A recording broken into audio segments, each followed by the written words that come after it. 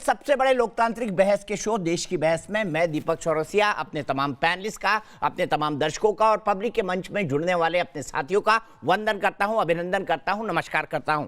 आप जानते हैं देश की बहस इकलौता बहस का शो है जो देश के बहस के दर्शकों की राय के आधार पर चलता है। दर्शक ही तय करते हैं कि वो किस विषय पर बहस देखना चाहते हैं और दर्शक ही अपने घरों से, अपने ऑफिस से सीधे लाइव जुड़कर हमारे साथ 8:30 से 10 बजे इस शो में बहस की दशा और दिशा को आगे बढ़ाते हैं, उसे और धार और रफ्तार देते हैं। आज पब्लिक के मंच में हमारे साथ जुड़ेंगी स्वाति जैन गाजियाबाद से, हमारे साथ जुड़ेंगी हुडा शेख नोएडा से, हमारे साथ भाग्यश्री जयपुर से जुड़ेंगी, हमारे साथ माही शर्मा धार मध्य प्रदेश से जुड़ेंगी। लेकिन सबसे पहले देख लेते हैं आज बहस का कौन सा विषय चुना है आपने। आज बहस का विषय है काबुल धमाके से जुड़े पाकिस्तान के कितने कनेक्शन। जनाब, एक नहीं तमाम कनेक्शन पाकिस्तान के साथ मिल रहे हैं। जिस फिदाइन हमलावर ने अपने आप को उड़ा डाला उस नाले के अंदर जहां पर बच्चे, महिलाएं और बाकी लोग छिपे हुए थे, जिसके आसपास अमेरिकी सेना वहां पर पहरा दे रही थी, ठीक उसी नाले के अंदर बच्चों और महिलाओं से इस आत्मघाती हमलावर अब्दुल रहमान ने अपने को उड़ा दिया। ये खुद पाकिस्तान का रहने वाला है। आईएसआईएस के खुरासान प्रांत, जिसको कहा जाता है ISIS KP, Islamic state Iraq and Syria Khorasan प्रांत केपी से कहा जाता है, उसके प्रमुख असलम फारूकी ये खुद पाकिस्तानी हैं, पाकिस्तान से जुड़े हुए हैं। भले से आज ये कह रहे हैं कि तालिबान से इनकी दोस्ती नहीं है, लेकिन एक जमाने में चोर चोर मौसरे भाई थे। हक्कानी नेटवर्क ने जब भारत के काबुल दूतावास पर हमला किया था तब उसमें आईएसआईएस के का भी हाथ था और तब तालिबान उनका समर्थन कर रहा था। ऐसे में ये कैसे कहा जाए कि तालिबान दूध का धुला हो गया है। सवाल पाकिस्तान पर भी खड़े होंगे। चोर चोर मौसरे भाई तो फिर ये आतंकवादी तंजीमें, 13 तंजीमें जो एक साथ लड़ रही थी अफगानिस्तान में तालिबान के साथ, क्या वो 13 तंजीमें अब पाकिस्तान और अफगानिस्तान के लिए भस्मासुर साबित होंगी? क्या होगा इस इलाके का हाल? इन तमाम मुद्दों पर बात होगी। लेकिन पाकिस्तान का चेहरा कितना विकृत है, कितना घिनौना है। बच्चों और महिलाओं पर आत्मघाती हमला करके उनके खून से सना हुआ है इस देश का इंसान। तो फिर क्या कहें इस पाकिस्तान के बारे में? इस पर बड़ी बहस होगी। लेकिन सबसे पहले आज का अपडेट। एक तरफ काबुल धमाके में 100 से ज्यादा मौतें, 200 से ज्यादा जख्मी लोग। दूसरी तरफ अफगानिस्तान पाकिस्तान बॉर्डर पर पाकिस्तान आर्मी ने अंधाधुंध फायरिंग कर 3 अफगानियों को मौत के घाट उतार दिया। जी हाँ, जैसे जैसे काबुल धमाके का गुब्बार का धुआं छट रहा है, वैसे वैसे दुनिया पाकिस्तान के कनेक्शन की कड़ियां जोड़ पा रही है। अमेरिका ने भी आतंकी हमला करने वाले आईसिस के समेत जिम्मेदार आतंकियों को सही वक्त पर मार गिराने का ऐलान किया है। We will not forgive. We will not forget. We will hunt you down and make you pay. Taliban के लौटते ही पाकिस्तान ने कैसे आतंकी चेहरा दिखाना शुरू किया, उसकी गवाही फिदाइन के शिनाख्त से हुई। एयरपोर्ट का आत्मघाती अब्दुल रहमान के चीफ असलम फारूकी का ताल्लुक रावलपिंडी से था, जो पहले लश्कर से जुड़ा हुआ था। ऐसे में इमरान की अमन वाली बातों के पीछे साजिश का शक गहराने लगा है। असल गुलामी से ज्यादा बुरी ज़हनी गुलामी है। ज़हनी गुलामी की जंजीरें तोड़ना ज्यादा मुश्किल होता है। जो अभी अफगानिस्तान में गुलामी की जंजीरें तो तोड़ दी उन्होंने। अफगानिस्तान में खुद को राष्ट्रपति घोषित कर चुके अमीरुल्लाह सालेह भी काबुल विस्फोट में आईसिस के का हाथ होने की बात कहते हुए पाकिस्तान को घेर रहे हैं। उन्होंने ट्वीट कर कहा है कि तालिबान आईसिस के साथ अपने संबंधों से इनकार कर रहा है। ये बिल्कुल वैसा ही है जैसे पाकिस्तान आतंकी संगठन क्वेटा को लेकर दावा करता है। हमारे पास मौजूद हर सबूत बताता है कि आईसिस खुरासान की जड़ों में तालिबानी और हक्कानी नेटवर्क हैं, जो कि काबुल में काफी सक्रिय है। तालिबान अपने मास्टर से अच्छी तरह सीख गया है। भारत दुनिया को एक अरसे से आगाह कर रहा है कि पड़ोसी देश कैसे आतंक का अड्डा बन गया है। देश की बहस में चर्चा है, क्यों पाकिस्तान का हर आतंकी हमले से ताल्लुक मिल जाता है? क्या दुनिया पाकिस्तान की आतंकी फैक्ट्री को चलने देगी?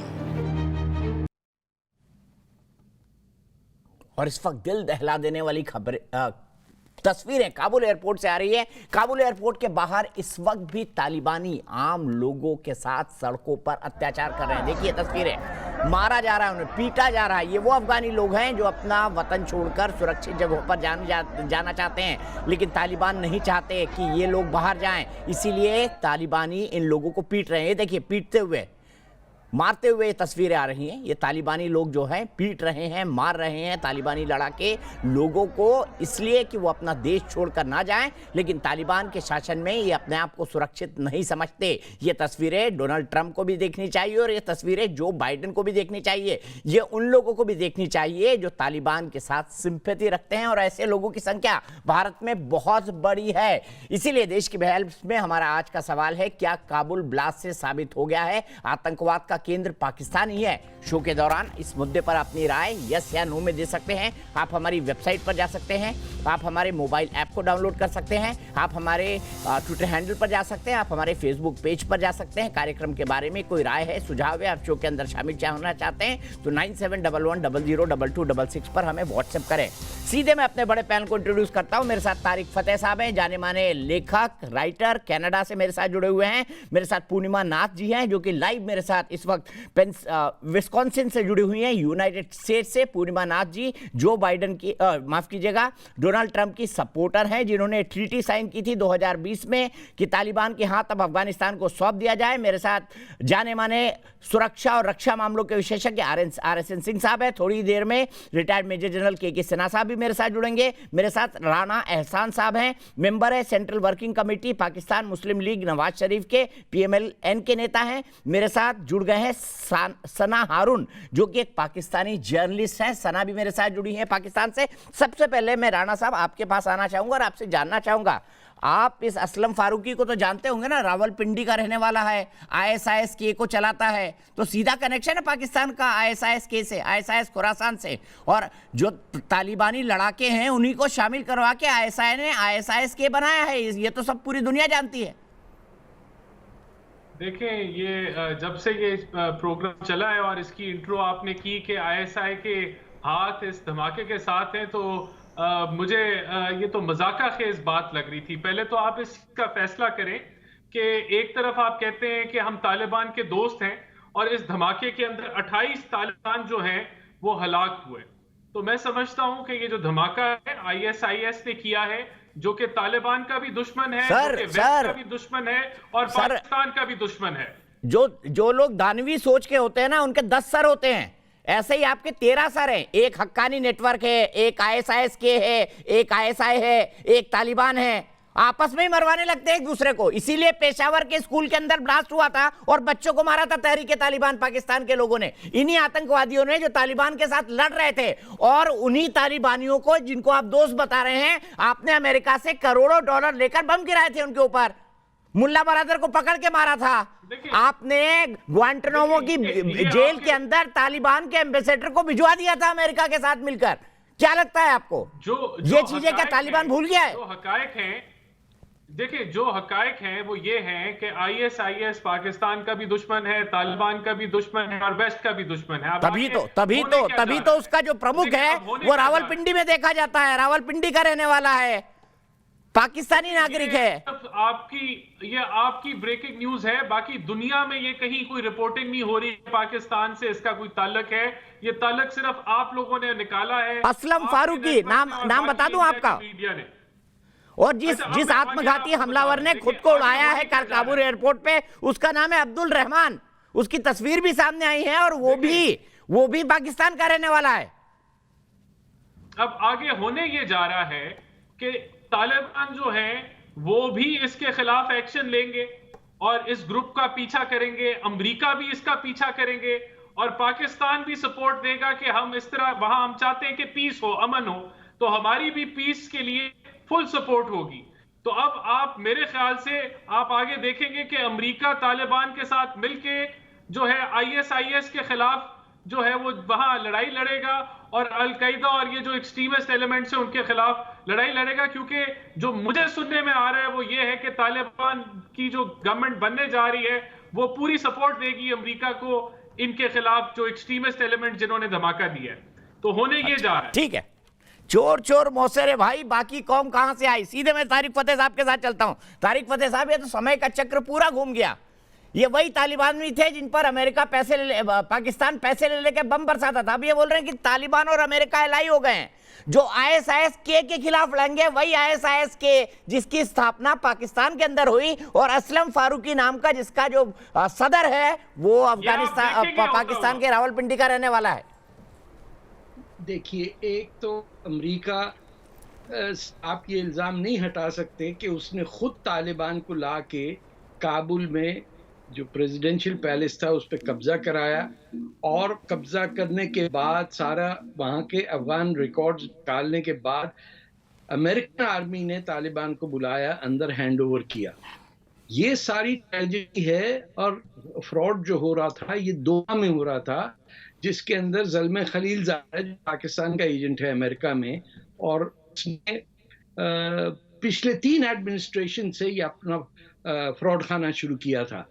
मजे की बात है कि दोहा के अकॉर्ड्स में अफगानिस्तान की हुकूमत नहीं थी। सब कह रहे हैं कि साहब कहां भाग गई फौज, कहां हो गया, और ट्रिलियन खर्च हुए।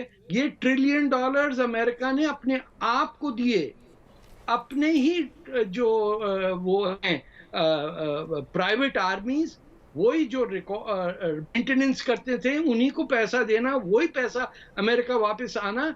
ये कहां खर्च हुआ फौज पे? 60,000 फौजी अफगान फौज के मरे और कोई 900 अमेरिकी मरे। और उसके बाद अमेरिका का प्रेसिडेंट आके अपनी तकरीर में मजाक उड़ाता है कि Afghanistan was never a country, या अफगानिस्तान के लोग जो हैं वो लड़ना नहीं जानते। आप जिसको AK-47 चलानी आती उसे MI3 की राइफल बेचते हैं क्योंकि भैया ये हमने बनाई है, इंपोर्ट की है, ये हमारी फैक्ट्री में चलनी है। ये अमेरिकन साइड है। जहां तक पाकिस्तान का ताल्लुक है, पाकिस्तान को तो खुद नहीं पता वो है क्या। जब पाकिस्तान ने 1971 में अपना नाम बदल के बांग्लादेश कर लिया था, तो ये लोग जो आज अपने आप को पाकिस्तानी कहते हैं, इनको तो पता भी नहीं था कि ये हैं कौन। 60% of Pakistan said we do not want this name, we are Bangladesh from now on. इन्होंने फिर पाकिस्तान का नाम ले लिया, और वो जो आपने हिंदुस्तान ने फौजी भेजे, उससे बलूचिस्तान के अंदर पिछले 70 साल से बलोचों को मारा जा रहा है। जो पाकिस्तान को चलाने वाले ग्रुप है, जो उर्दू बोलने वाले पंजाबी और आपके यूपी, बिहार, भोपाल से और हैदराबाद से आए हुए महाजिर, ये चलाते हैं पाकिस्तान। इनकी ड्रीम वर्ल्ड में एक इस्लामिक रिपब्लिक है जिसको इनका प्राइम मिनिस्टर कहता है रियासत मदीना। ये उस पास्ट में 12वीं सदी की तरफ रुझान करके दिल इनका मचल जाता है कि ये क्यों दुनिया में सुई तक नहीं हम बना सकते, जूते नहीं बना सकते, मोटरसाइकिल नहीं बना, कुछ बन ही नहीं सकता तमाम इस्लामिक कंट्रीज में। इसलिए कि इन सब का रिवर्स गियर में गाड़ी रखी हुई है और ये कार रैली में हिस्सा लेना चाहते हैं। पाकिस्तान का प्रॉब्लम सबसे बड़ा ये है कि दुनिया का हर मुसलमान को पता है वो कहाँ का है।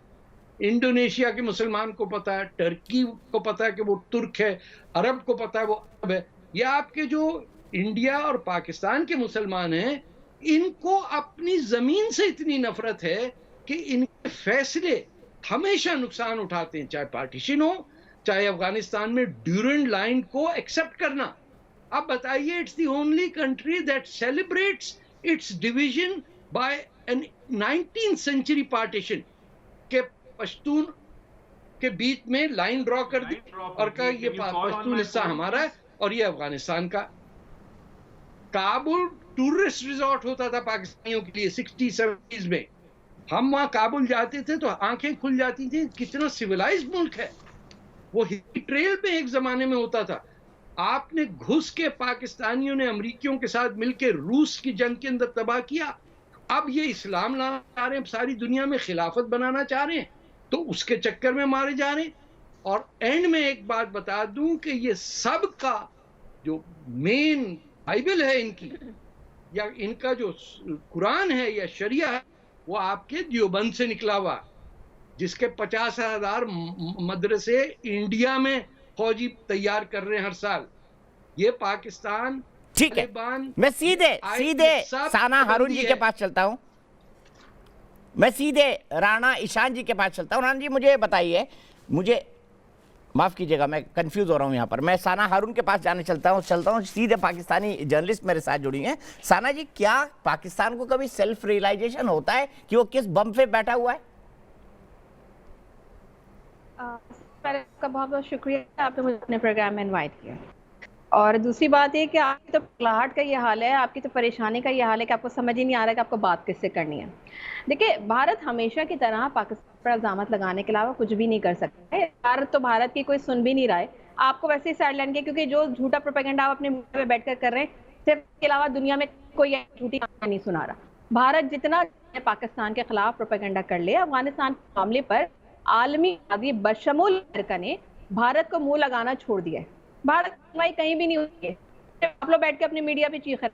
दुनिया जानती है कि अफगानिस्तान के मामले पर अगर कोई मुल्क मजबूत किरदार अदा कर रहा है तो वो सिर्फ और सिर्फ पाकिस्तान है। हम माल खा रहा है। पहले तालिबानियों को बम गिरा के मारा, अपने एयरपोर्ट दे के, अब उन्हीं तालिबानियों को बोल रहे देखिए जंगे आजादी हो गई, जंगे आजादी हो गई। राना, क्या सना जी, क्या खूब रोल है पाकिस्तान का। 20 साल आपने इन्हीं तालिबानियों को मारा है ना। 20 साल अमेरिका से पैसे ले लेके $बिलियन आपने इन्हीं तालिबानियों को मारा है कि नहीं मारा है? अब ये फ्रीडम फाइटर हो गए। अफगानिस्तान के मामले पर अगर कोई मुल्क, मैंने आपको कहा ना, हमारा किरदार बड़ा मजबूत है और यही वजह है कि चीन, अमेरिका, नेटो ममालिकों या ईरान सब पाकिस्तान के साथ एंगेज हैं, सिवाय भारत के। सबने भारत को साइडलाइन किया हुआ। आप किस किस्म की बातें करते हैं? और आप लोग पाकिस्तान पर आना सबको इधर ही पड़ेगा। दुनिया की सबसे बड़ी डेमोक्रेसी में आप क्या डेमोक्रेसी है कहाँ सना जी? बहुत जल्द अमेरिका नरेंद्र मोदी का गिरबान पकड़ के पूछेगा कि जब आपको इतने बड़े मुझे तो ये पता है कि इमरान खान का गिरबान पकड़ के सऊदी अरब ने यूएन से लौटते हुए उनको प्लेन से उतार दिया था। उतारा था कि नहीं उतारा था? देखिए आपके वजीर आजम की कितनी हैसियत है। आपने फौज को सुनिए ना, उतारा था कि नहीं उतारा था इमरान खान को? ज्यादा बोल गए थे यूनाइटेड नेशंस में। सना जी बताइए ना, इमरान खान को उतारा था कि नहीं उतारा था प्लेन से? को सेव कर सकता आज अफगानिस्तान में जो कुछ। सना जी बताइए ना, इमरान खान को कॉलर पकड़ के उतारा था कि नहीं उतारा था सऊदी अरेबिया ने प्लेन से? सर्विस फ्लाइट लेकर आना पड़ा था। ये तो आपके वजीर आजम की हैसियत है, ये तो आपके वजीर आजम की हैसियत है। वो खुद बोलते हैं हमने 40,000 लड़ाके बनाए, हमने 40,000 टेररिस्ट बनाए। वो आपका बड़ा भाई ओसामा बिन लादेन आपके एबटाबाद में बैठा था कि नहीं बैठा था? बताइए ना। क्यों एंगेज हुआ है? आपको सारी आगे इस बात की लगी हुई है जनाब कि आपकी जो इतनी सालों की इन्वेस्टमेंट थी, जो $3 अरब, आप लोगों ने $3 अरब की जो वहां पे इन्वेस्टमेंट की थी डूब गई है। $28 अरब की जो वहां पे अमेरिका जो सारा जंगी साजोसामान छोड़ के गया है ना। अरे हमको $3 बिलियन की चिंता नहीं है। आपके साथ तालिबान सुनिए सना जी, हमको $3 बिलियन की चिंता नहीं है। हम तो और कमा लेंगे और खा लेंगे। पर आप कब तक कटोरे पे जिएंगे तो बता दीजिए ना। आप कब तक भीख के कटोरे पे जिएंगे ये भी बता दीजिए। इतना बड़ा मुल्क है आपका कि पूरी दुनिया आपकी सुन रही है, तो भीख के कटोरे पे क्यों जी रहे हैं ये भी बता दीजिए ना सना जी। नहीं, ये भी बता दीजिए ना, हर रोज भीख क्यों मांगनी पड़ती है दुनिया से? आप दीपक मेरी बात का जवाब दें। आप सबको छोड़ें, आपसे मुझे एक सवाल का जवाब दें। आपके अपने गधों पे आपकी इकोनॉमी टिकी है। सो कॉल्ड डीजी बख्शी, उन्होंने आपके मीडिया पे आपके एंकर ने पूछा कि जी भारत को कोई नहीं पूछ रहा, भारत को कोई नजर ही नहीं आ रहा। आपके डीजी बख्शी ने कहा था, ये आपके डीजी बख्शी ने कहा था कि भाई आपको कोई पूछेगा क्यों? डीजी नहीं, नाम ठीक बोलिए सना जी। आपकी सेना से पूछा, आपसे कहा, आपकी सेना से कहा कि अपने ट्रूप्स अफगानिस्तान भेजो, तो आपकी सेना पसीने छूट गए। आपने कहा नहीं हम नहीं भेज सकते। ये तो हाल है। जो देश अपने सैनिकों की लाश ना ले जाए वो ये बात कर रहा है। जो देश अपने सैनिकों की लाश ना ले जाए युद्ध से वो ये बात कर रहा है। जनरल RSN सिंह साहब बताएंगे, RSN सिंह साहब कितना महान मुल्क है ये। पहले बम बरसाने के पैसे लेता है, फिर उनको फ्रीडम फाइटर बताता है। 20 साल तक इन्हीं तालिबानियों ने खूब बम बरसाए। मुल्ला बरादर को पकड़ के लाए, अल जवारी को पकड़ के लाए, एबटाबाद में ओसामा बिन लादेन को दिया। देखिए कितने महान है ये। अब डेमोक्रेसी लाएंगे अफगानिस्तान में, शरिया कानून भी लाएंगे। सिंह साहब उमड़ के आ रही है। अगर आपको मोहब्बत इतनी उमड़ के आ रही है अफगानिस्तान के लिए, आप अपनी फौजें भेज दें। अच्छा 4 बार हराया है, 4 बार हराया है आपको सना जी। हिस्ट्री पढ़ लीजिए थोड़ी सी सना जी। मैं अभी आपको व्हाट्सएप करवा देता हूँ। 4 Wars between India and Pakistan, किसकी कहाँ हारे हैं, 90,000 लोगों ने कहाँ सरेंडर किया था, वो भी बता दूंगा आपको। सिंह साहब बोलिए। उनको अपने मुल्क में ला के रखिए और अच्छा आपको उनकी खिदमत का मौका भी मिलेगा, और फिर अफगानिस्तान वाले अफगानी आपको बता भी देंगे कि कितने साल वो आपके ऊपर किस तरह हुकूमत करते हैं, किस तरह याद दिलाएंगे। हजारों अफगानी रहते हैं हमारे यहाँ पर, हजारों अफगानी। सना फारूकी जी, मैं आपको अभी रुकिए मिलवा देता हूँ एक अफगानी से, किसी को जुड़वा दीजिए। सना हारून जी, अभी आपको एक अफगानी जो हिंदुस्तान में रह रही है, मुसलमान बहन, उसी से मिलवाता हूँ। रुक जाइए सिंह साहब। तो इतना बड़ा है कि पाकिस्तान तो लाखों की तादाद में, मिलियंस की तादाद में अफगानियों को अपने घर में जगह दी, उनको पनाह दी है। आप शांत होंगी तो मैं कुछ बोल लूं। अफगानी को बैठ के रोते रहिए। अच्छा सना हारून जी, रुक जाइए, सब्र करिए ना, थोड़ा सब्र करिए। सब्र का फल मीठा होता है, भारत में ऐसा कहते हैं। पाकिस्तान में कड़वा होता होगा। ये नहीं, हमारे पास में मीठा होता है, लेकिन आप लोग कड़वा खाने के लिए तैयार रहिए अब। हाँ दीपक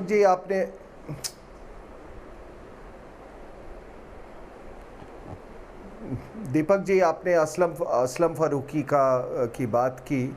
ये असलम फारूकी वही है जो मार्च 2020 में जो काबुल गुरुद्वारे में हमला हुआ था, जिसमें 26 लोग हलाक हुए थे, उसका ये ज़िम्मेदार था।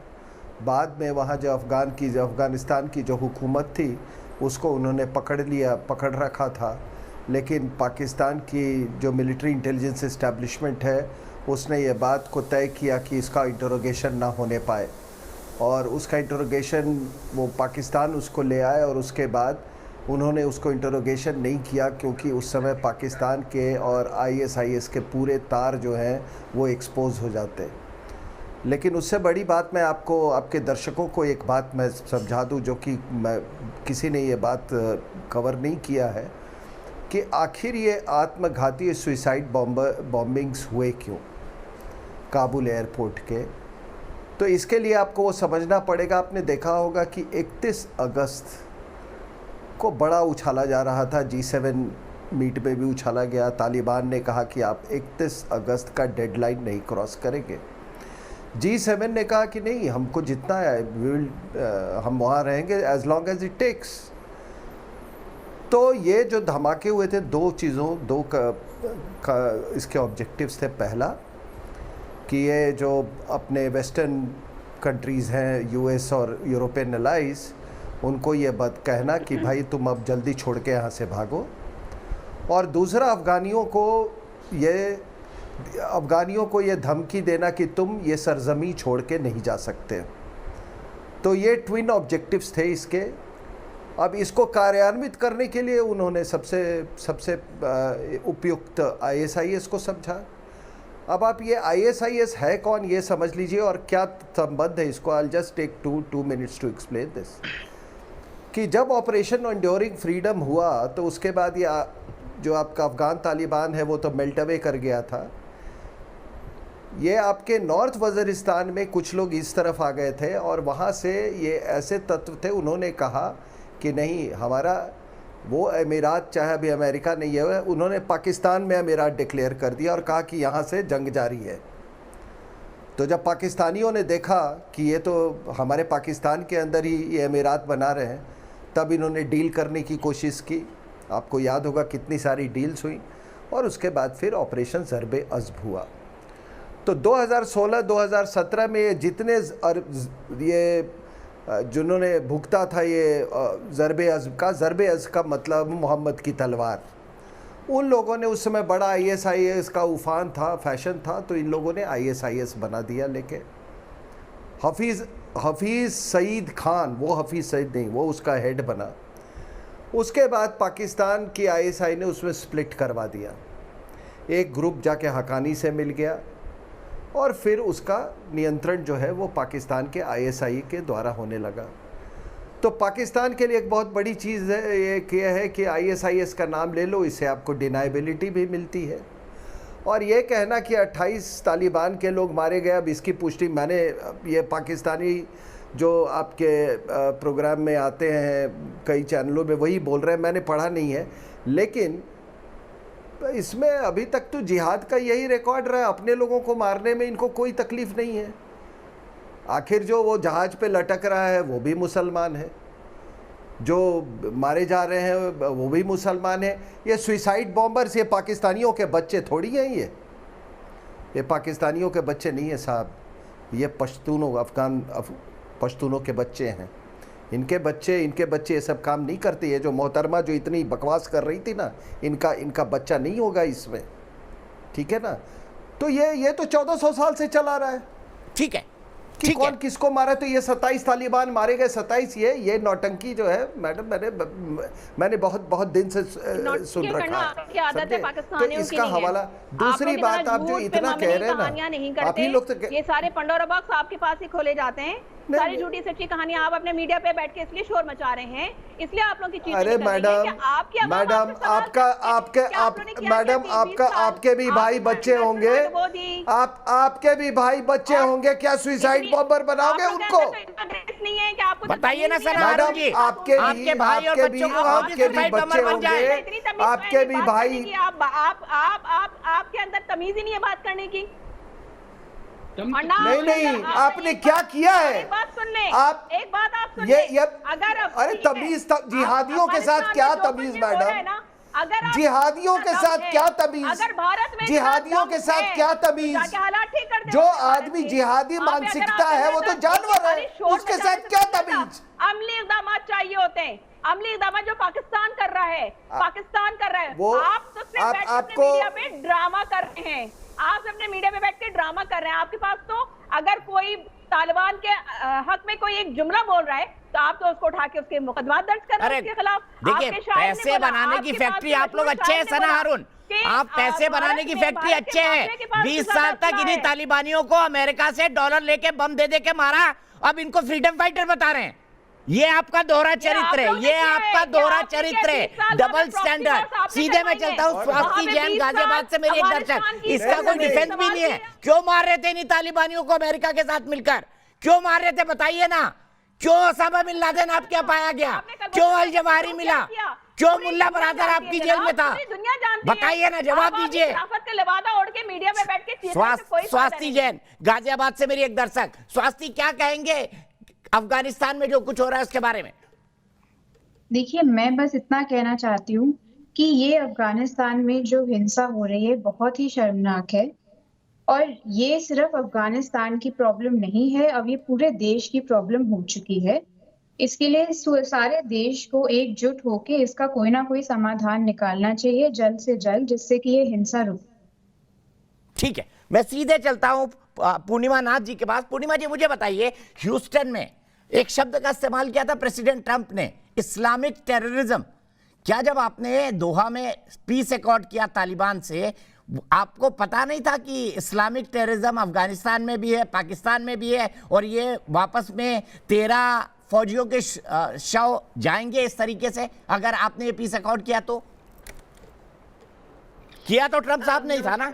आप बाइडेन साहब को मत रिस्पॉन्सिबल ठहराइएगा। नमस्कार, thank you for having me. First of all मैं सबको ये बताना चाहती हूँ, प्रेसिडेंट ट्रंप जो है वो एक नो वॉर और पीस प्रेसिडेंट थे। 4 साल अमेरिका किसी कंट्री में जाके बॉम्ब नहीं फोड़ा है, ठीक है? तो ये सबको समझना चाहिए। नंबर 2, प्रेसिडेंट ट्रंप का जो contingency emergency response evacuation plan था, बाइडेन जनवरी में आया, फरवरी में अप्रूव किया, जून में उसको स्क्रैप किया है। उनका कोई प्लान ही नहीं था क्या करना है। जो CIA का इंटेलिजेंस का इंफॉर्मेशन आ रहा था, ही लिटरली डिसमिस एवरीथिंग, और उनका कोई प्लान ही नहीं था। अभी जाके वो कह रहे हैं कि ट्रंप को ब्लेम कर रहे हैं। मैं आपको एक बात बताऊं, जब वो आए हैं, उनको लाया गया है, he was not elected, he was selected, so you must know that। वो जब आए हैं और ट्रंप को आउस्ट किया गया है, सारे लेफ्ट इकोसिस्टम उनको आउस्ट किया है, तब सारे जो उनका ट्रंप का पॉलिसी है सबको उतारा गया, सबको डिसमिस किया गया। इसको क्यों नहीं डिसमिस किया? फिर अभी बाइडेन का ऑडासिटी है वहां पे ट्रंप को जाके ब्लेम करे। ट्रंप का तो प्लान था ना, कब वहां से धीरे धीरे लोगों को निकाल के ट्रुप को निकालने का प्लान था? इनसे पहले he is the 4th president, उससे पहले उन्होंने 8 साल वीपी रहा है। उनको शर्म नहीं आता ये कहने के लिए जब वीपी था तब नहीं निकाल सकते थे? अब उनको बिठाया गया है as a puppet, Barack Obama की पपेट है वो। आईसिस को यूनाइटेड स्टेट्स ने पाला है। आईसिस के पाकिस्तानी तरीके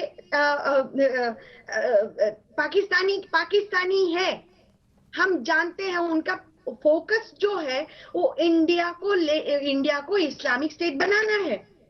आप जाके वहां पे तालिबान की सपोर्ट कर रहे हो और ट्रम्प की बुराई कर रहे हो। ठीक है तारिक फतेह साहब, वाकई ट्रम्प इतने इनोसेंट है जितनी पूर्णिमा जी बता रही हैं तो ये इस पूरे मामले में किसी को नहीं देखना पड़ता, क्योंकि he strong, is quick decision maker, उनका प्लान था। देखिए बाइडेन इज पपेट, उनका कोई प्लान था ही नहीं। अब सबको पूरा दुनिया को उनको तसनस कर दिया। देखिए सिलसिला ये है मेरी बहन के, पूरा दोहा अकॉर्ड के अंदर ट्रंप साहब ने अफगानिस्तान की गवर्नमेंट को नहीं रखा, और जो बीच में ब्रोकर डाला वो तो था ही पाकिस्तान पे ज़ल्म खलीलजाद। आप एक कंट्री का फैसला कर रहे हैं, वहां इलेक्टेड गवर्नमेंट जो है उसको कह रहे हैं भाई तू दूर जा के बैठ जा। दोहा और कतर ईरान का क्लोजेस्ट एलाय है।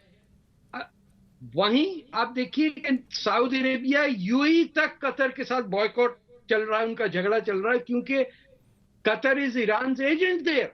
आप वहां बैठ के आपने जगह नहीं देखी, ज़ल्म खलीलजाद के कहने पे आपने वहां बरादर को भी बुला लिया, सारे चोरों को जेलों से छुड़वा के सिटीजनशिप दिलवा दी। अब मेरी बात ये कि the mistakes have been made in Trump's time, but Biden made it worse by not knowing what is happening. Absolutely. आपने अपने जहाजों से कैप्चर किया काबुल और तालिबान को अवॉइड किया अंदर। ये डिनाई करेगा कि the United states is equally responsible. America जहां भी गया है उसने तबाही मचाई है। ये आपको तारीख, चाहे ईरान में मुसद्दिक की गवर्नमेंट उठा के शाह को लाना, या एक एयरलाइनर में बिठा के खुमैनी को ले आना, या सऊदी अरेबिया के अंदर क्या करना। पाकिस्तान तो 1947 से उसका नौकर बन के बैठा हुआ है, जिसमें बीआर बेट। मैं सीधे चलता हूं, मेरे साथ सायरा बहन जुड़ गई हैं। सायरा एक अफगानी मुस्लिम है, हिंदुस्तान के अंदर रहती हैं, दिल्ली के अंदर रहती हैं, और सना हारून, दोनों बात कर लें थोड़ा सा। सायरा बताइए, सना जी कह रही हैं कि पाकिस्तान तो बहुत महान मुल्क है, भारत ही झूठ बोलता रहता है, और ये जो सब आतंकवाद हो रहा है अफगानिस्तान आसपास, ये पाकिस्तान का शिगुफा है, भारत का शिगुफा है, पाकिस्तान का इससे कोई लेना देना नहीं। और तालिबानी तो बड़े अच्छे हैं, फ्रीडम फाइटर है, वो ये भी बोल रहे हैं। आपके मुंह से घबराहट के बारे में आपके मुंह से सच निकल गया दीपक साहब। अब सुन लीजिए ना, आप सायरा को सुन लीजिए। पहले तो आप लोगों को जैसे पता है कल जो अफगानिस्तान में हुआ और जो एयरपोर्ट पे हुआ है, उसका सबका हम सब पे इतना असर हुआ है सर कि मेरे पास कलिमात कम पड़ रही है कि मैं क्या बोलूं। मैं अपना वो नहीं दिखा सकते, मेरे तब से कान ब्लॉक हुए हैं और सारे जितने वर्ड थे मेरे माइंड में सब मेरे से गए हैं। मुझे पता नहीं है कि मैं क्या बोल रही हूँ, क्या बोलूं और कैसे बताऊं।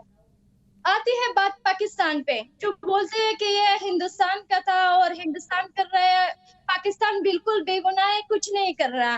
देखे तो पहले पाकिस्तान जितना हमारे मतलब दोस्ती का टाइम हो रहा है हिंदुस्तान के साथ, उतना शायद आप लोगों की आजादी का टाइम नहीं है।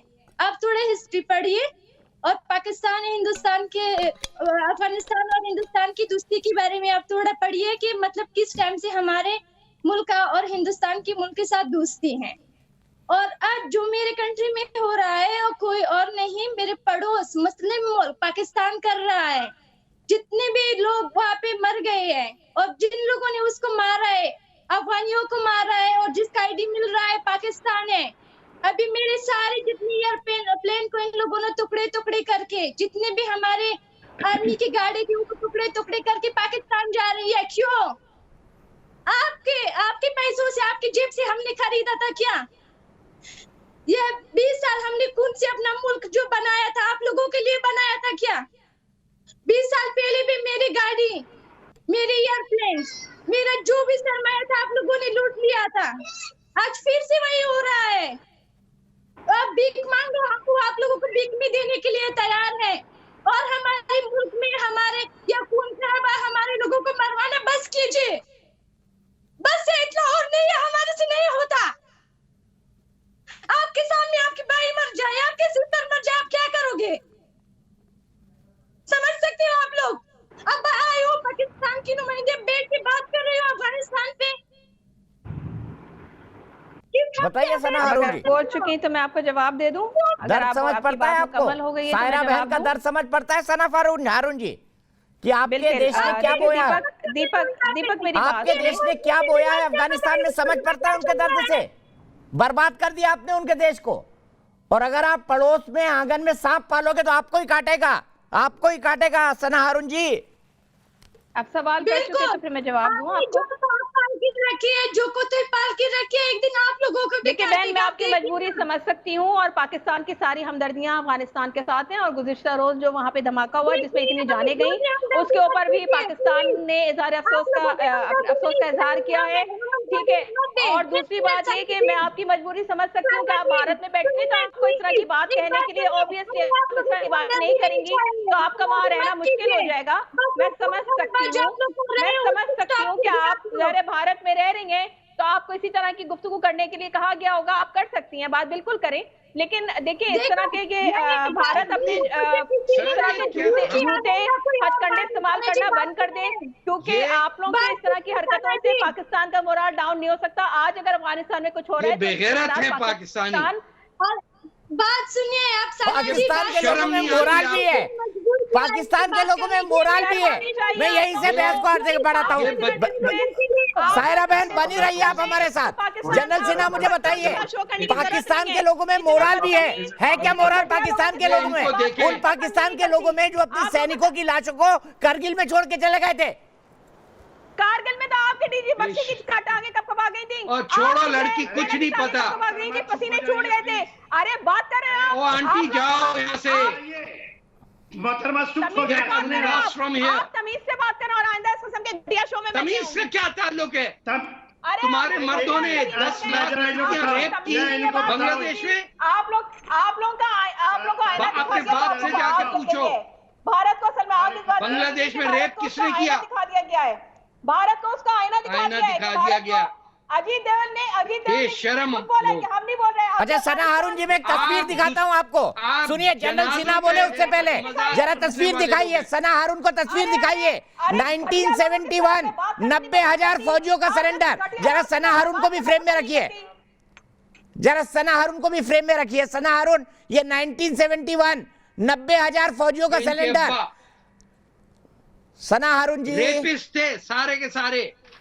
ठीक है, मैं जनरल सिन्हा के पास चलता हूँ। जनरल सिन्हा, पाकिस्तान और मोराल ये लाइन बनती है क्या? मोराल, ये इनकी कोई मोराल की बात आप करते हैं तो मोराल की परिभाषा को आप दूषित करते हैं, उसको अब्यूज करते हैं।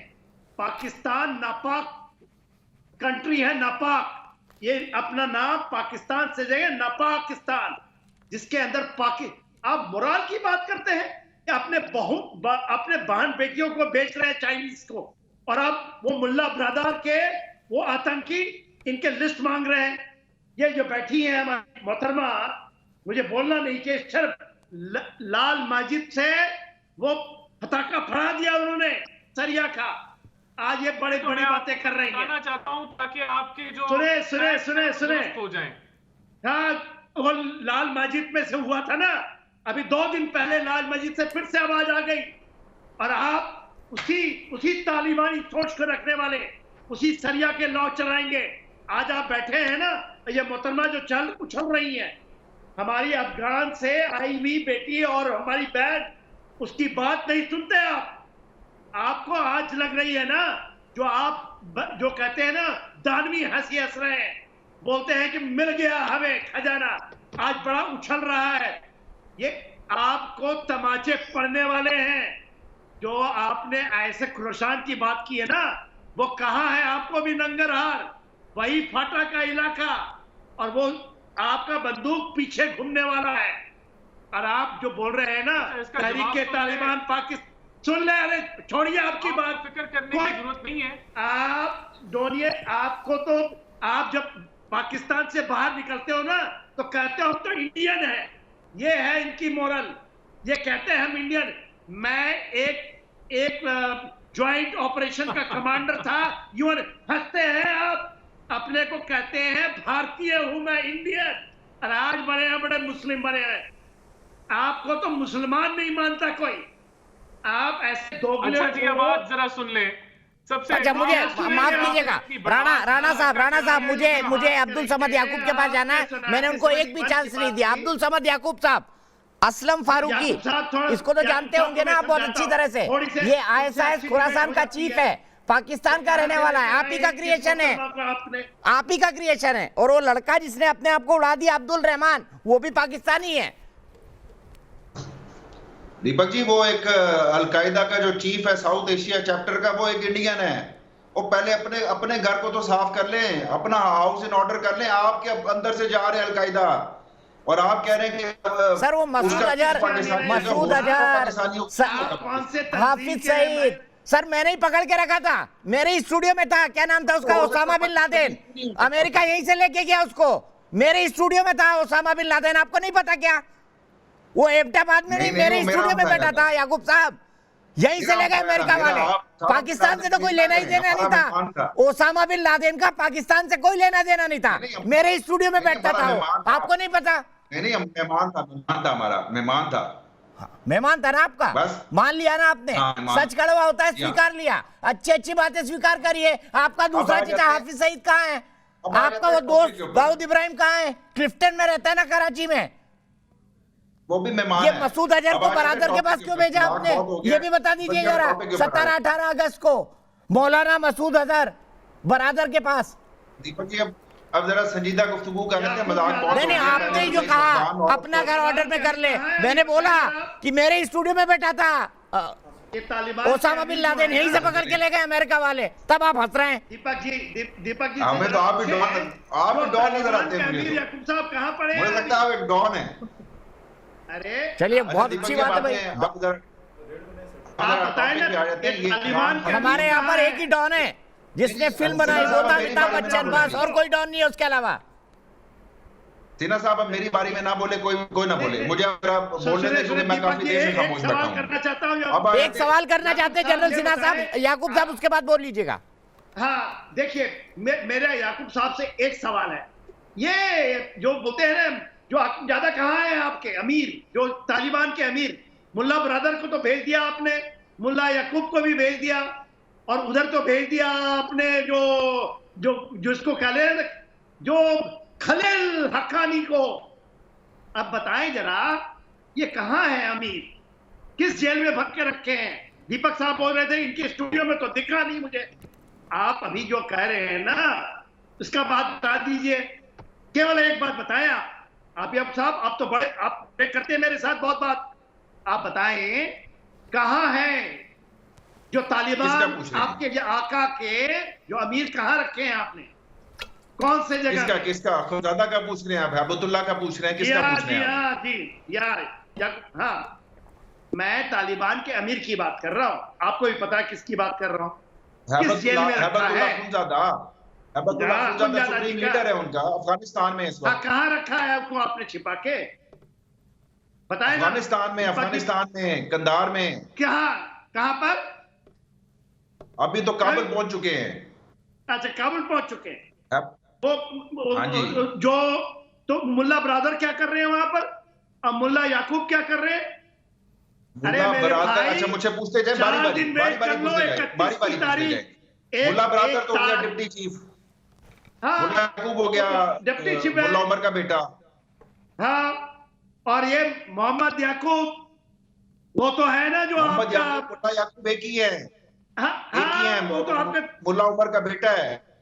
हाँ, मुल्ला उमर का बेटा है। वो तो मैं आपको पूछ रहा हूं, अमीर ऑफ तालिबान कहाँ है अभी? पूरा दुनिया जानना चाहता है। अमीर ऑफ तालिबान अफगानिस्तान में है। अरे झूठों के सरदार, मैं तो सोचता था कि आपको कुछ डिबेट करने आती है। आप क्या कह रहे हैं? भाई 1 तारीख दिल्ली दूर नहीं, 4 दिन और वेट कर लीजिए, फिर डिबेट करेंगे आपके साथ। तो क्या आपके ऊपर में मैं याकूब साहब एक बात बताना चाहता हूँ, जो वहाँ का प्राइम मिनिस्टर होगा अफगानिस्तान का, तालिबान का, वो आतंकियों को ट्रेनिंग में देने में एक्सपर्ट होगा। एक जो है फिदाई हमलों का एक्सपर्ट होगा, वहाँ का डिफेंस मिनिस्टर, वहाँ का एजुकेशन मिनिस्टर छोटी बच्चियों को स्कूल जाने के लिए गोली मारने के लिए प्रसिद्ध होगा। वहाँ का जो सरफेस ट्रांसपोर्ट मिनिस्टर होगा, वो सड़कों को कैसे खोदा जाए उसका एक्सपर्ट होगा। वहां का जो आर्मी का चीफ होगा, वो लैंड माइन कैसे बिछाई जाती है इसका एक्सपर्ट होगा। ऐसे ही बनेगी ना तालिबान की सरकार। और इसी गवर्नमेंट को आप एंगेज कर रहे होंगे, इस गवर्नमेंट को वहीं पे आप अपना कितने कुछ हो रहे हैं, कितने कुछ हो रहे हैं। क्या नायाब नमूने पाए आपने। एक मिनट के लिए रोकता हूँ। हुडा शेख नोएडा से मेरे एक दर्शक जुड़ गए। हुडा, क्या कहेंगे अफगानिस्तान के बारे में? जुड़ गई हैं अफगानिस्तान के बारे में। काबुल ब्लास्ट में जो है आईएसआईएस का हाथ है, और आईएसआईएस का जो बेस है काफ़ी पाकिस्तान से जुड़ा हुआ है।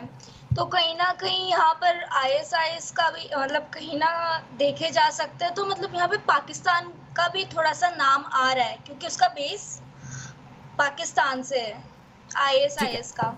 ठीक है, आईएसआईएस का बेस पाकिस्तान से। बच्चा देखिए राणा साहब, बच्चा हमारा जानता है कि देखिए गड़बड़ कहाँ है, गड़बड़ पाकिस्तान में है। ये नाम कैसे रख लिया पाकिस्तान? अब तो इसको बदल देना चाहिए, ना पाकिस्तान, ना पाकिस्तान, बदल दीजिए नाम।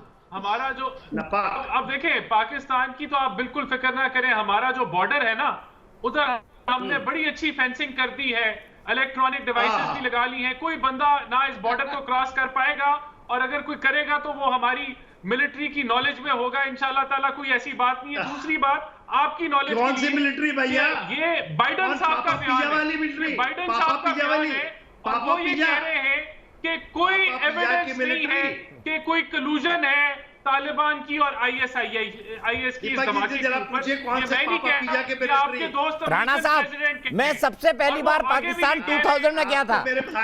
सॉरी, माफ कीजिएगा, मैं सबसे पहली बार लाहौर बस में गया था। लाहौर बस में गया था मैं सबसे पहली बार। राणा साहब सुनिए ना, एक किस्सा सुनाता हूँ। तो वहां पर मुझे बोला था कि पाकिस्तान में सिर्फ 3 लोगों की चलती है, अल्लाह, आर्मी और अमेरिका। मुझे लगा है अमेरिका के बाद चाइना हो गया, लेकिन आपकी भाषा तो ये कह रही है कि अल्लाह, आर्मी, अमेरिका आपके लिए फाइनल। नहीं, देखिए हमारे लिए हमारी अवाम की चलती है अल्हम्दुलिल्लाह, और आर्मी की भी चलती है, जो सिक्योरिटी के मामलात है उनकी जरूर चलती है। लेकिन जिस तरीके से आपकी आम जनता का नाम बाजवा है क्या? आपकी जनता का नाम बाजवा है क्या, जनरल बाजवा? नहीं, आपके लिए मैं हकायक आगे मैंने आपको बताया, बड़ी तकलीफ होगी। जाहिर सी बात है, जब से दोहा की एग्रीमेंट हुई तो अमेरिका को भी पता था ये होने वाला है, तालिबान आने वाले हैं, तो उन्होंने एग्रीमेंट कर ली उनसे।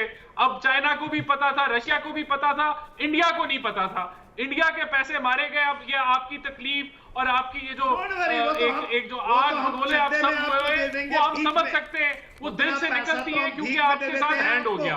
कितने खुश हैं। देखिए हमारे यहाँ कहावत है, वैसे आपके यहाँ भी थी, क्योंकि 74 साल पहले आपका मुल्क और हमारा मुल्क एक ही था। हमारे से नफरत के आधार पर ही आपने मुल्क बनाया है, इसीलिए इसको पाकिस्तान तो नहीं कहा जा सकता, ना पाकिस्तान कहा जा सकता है। हमारे यहाँ कहावत है, 4 दिन की चांदनी फिर अंधेरी रात।